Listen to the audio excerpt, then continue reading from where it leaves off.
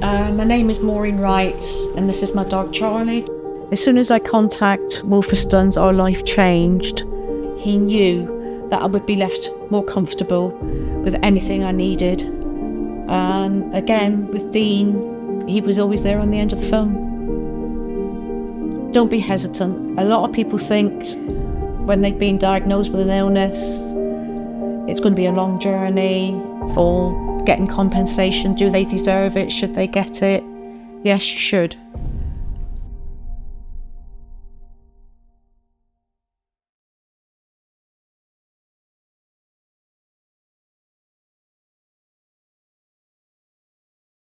My name is Maureen Wright, and this is my dog Charlie. Charlie is 5 years old, and the story I want to give today is for other people that are going through the same position I went through with the devastating illness of mesothelioma. It just doesn't affect the person that has it, but it affects the whole family, friends, anybody. And sometimes people want to avoid talking about it, especially the person that's suffering with the mesothelioma, which is normal. When you've had a healthy life and you come face to face with this critical illness, it's very difficult for the person who's suffering to talk about. But with family, you need to talk about it. You need to get that support.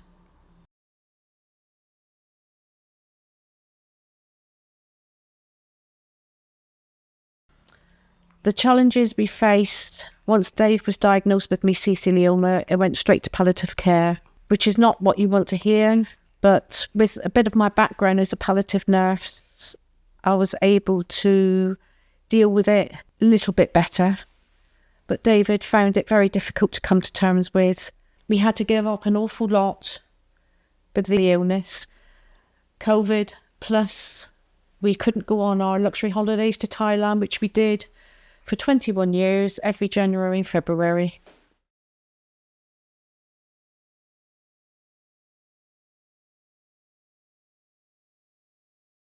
David was exposed, we thought, through the Ministry of Defence, which worked out it wasn't. But during his life working for British Telecom, he worked with other people with different skills in the dockyard in Plymouth, in the dry docks when they were building the dry docks. And at the time there was different skilled people walking around, working, dust everywhere. There was nowhere different for them to be able to wash their hands, eat, change their clothing. At that point they didn't realise the seriousness of the fibres floating in the air.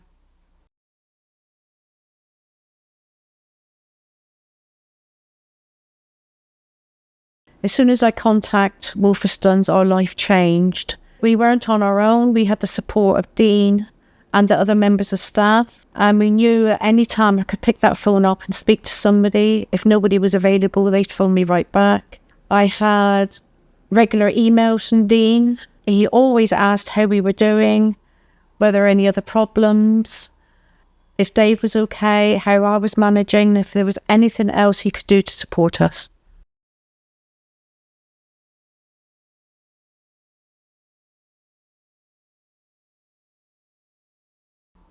I took 12 months off to look after David. I shielded him for 12 months being a frontline worker. I made him as comfortable as possible. Even with the compensation of the money we've got, we'll not bring him back. The only positive thing that David, when he passed away, he knew that I would be left more comfortable with anything I needed. But lucky enough, with everything that he needed was given to us, a hospital bed, etc. I looked after him. I didn't need any other support to care for him. I had his family, his background. And again, with Dean, he was always there on the end of the phone.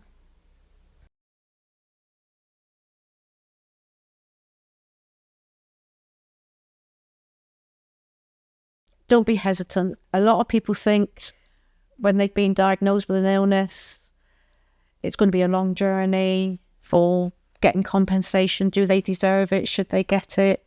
Yes, you should. And even as you're going through the process, you've still got the support of the solicitors in all forms.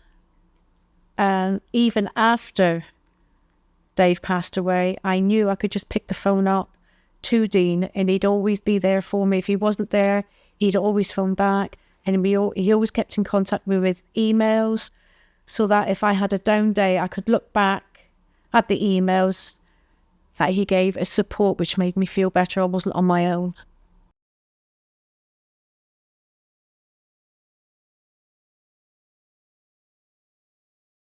It's a difficult process and it's a critical disease. And I'd like to be able to help other people, because when people are diagnosed with this, you think you're the only person that's got the diagnosis. Your family, they're frightened, they don't know who to talk to.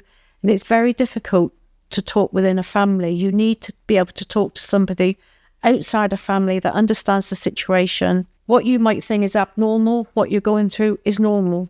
And we all deal with situations differently. But if I can support families and the patient, saying what you're going through is normal, what you're thinking is normal, and there is a light at the end of the tunnel. You may not think it at the time, it takes time, but I've come through, and I still keep in contact with Dean, just still for that support.